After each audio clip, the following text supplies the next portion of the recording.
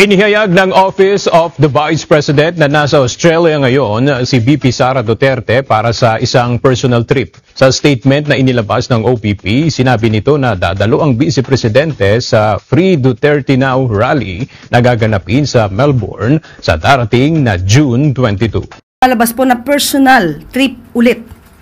Sa aking pagkakaalam, nag-celebrate siya ng kanyang karawan sa Netherlands. That's May 29, 20, 30, 31. At meron pa lang Qatar, at merong Kuala Lumpur, at ngayon Australia. So, 4 na bansa in just less than a month. So, kung doon po abala ang ating Vice Presidente sa mga personal trips niya or personal trips with her family, choice po ng Vice Presidente yon. Sabi nga natin, pampersonal o pambayan?